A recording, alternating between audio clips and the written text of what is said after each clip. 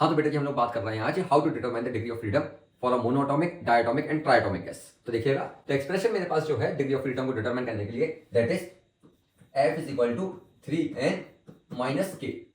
यहाँ पे n जो है that is the number of atom in a gas and k is the number of independent relation between the atom. जैसे कि अगर हम लोग degree of freedom monoatomic gas के लिए निकालते हैं तो मोनोएटॉमिक गैस में नंबर ऑफ एटम कितने होते हैं? एक, और उसके बीच में कोई भी इंडिपेंडेंट रिलेशन नहीं है किसी और के साथ, तो k की वैल्यू क्या हो जाएगी? 0। तो यहां से अगर डिग्री ऑफ फ्रीडम निकालना चाहें तो 3, n की वैल्यू है 1, k 0, as a result degree of freedom for the monoatomic gas will be 3। Clear? इसी तरीके से अगर हम लोग डायटोमिक गैस के लिए निकालना चाहें तो again using the same expression F is equal to 3n minus k। अगर डायटोमिक की बात करें तो डायटोमिक के नंबर ऑफ एटम कितने होंगे? 2।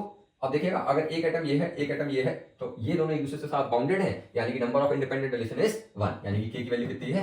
1। इस एक्सप्रेशन का यूज करेंगे तो 3, n कितना है? 2, k कितना है? 1, तो 1, तो degree of freedom for the diatomic gas will B 5।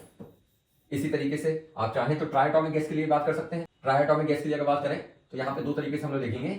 एक है when the particle are arranged in a linear manner, और दूसरा है when the particle are arranged in a non linear manner. ठीक है?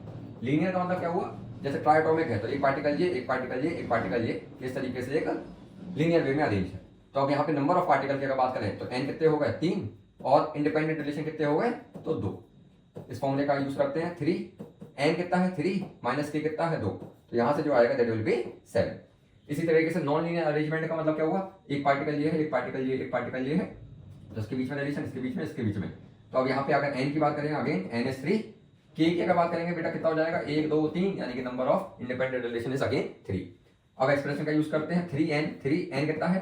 3 और माइनस 3। तो इस तरीके से डिग्री ऑफ फ्रीडम जो आएगा दैट विल बी 6। क्लियर है? ये है ऑर्डिनरी टेम्परेचर पे। हाई टेम्परेचर पे हर एक के पास एक डिग्री ऑफ फ्रीडम और बढ़ जाती है। आई होप आपको बात समझ में आई होगी। अगर बात समझ में आई है तो please do like the video, share the video and subscribe the channel. Thank you बेटा।